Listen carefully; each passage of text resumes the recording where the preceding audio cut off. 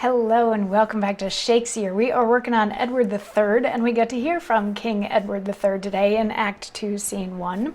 So Edward is the King of England, and in the very beginning of this play he found out that he's probably also the rightful heir to the French throne. But then he also found out that the Scottish people, the Scottish king who he had made a truce with, were sort of going back on that truce. So he decided that he was going to send his guys to go muster an army so that they can go fight France, while he was going to go to Scotland and take care of that, and also maybe rescue the Countess of Salisbury, who had been taken hostage. But by the time he got to that castle, just the sight of the English army showing up was enough to scare away the Scottish army. So they all ran, and when King Edward and his troops get to the castle, they're greeted by the Countess of Salisbury, who's like, do you want to come in and, have some snacks or something? Whatever. And there was some pretty serious flirting between King Edward and the Countess of Salisbury while this was going on. Both of them are married to other persons, but there was enough flirting that they got into a rhyme scheme as they were talking to each other. So at the beginning of Act 2, Scene 1, we had Lodovick, who had been sort of watching all of that, commenting on how he thought that the king and the countess were flirting with each other and liked each other. He kept noticing how much they were blushing and that kind of thing. So he then steps aside a little bit and King Edward walks in, and it's probably best to play this first bit of Edward's monologue as if he doesn't know that Lodovick is there, because at the end of the monologue he remarks on that. So it's probably best to have Lodovick step aside, and then King Edward comes in saying, "She has grown more fairer far since I came thither.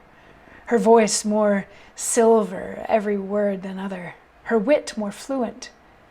What a strange discourse unfolded she of David and his Scots. Even thus, quoth she, he spake, and then spoke broad with epithets and accents of the Scot, but somewhat better than the Scot could speak. And thus, quoth she, and answered then herself, for who could speak like her but herself? Breathes from the wall an angel's note from heaven of sweet defiance to her barbarous foes. When she would talk of peace, methinks her tongue commanded war to prison. When of war, it wakened Caesar from his Roman grave to hear war beautified by her discourse. Wisdom is foolishness, but in her tongue, beauty a slander, but in her fair face. There is no summer but in her cheerful looks, nor frosty winter, but in her disdain. I cannot blame the Scots that did besiege her, for she is all the treasure of our land. But call them cowards, that they ran away, having so rich and fair a cause to stay. Art thou there, Lodovick? Give me ink and paper."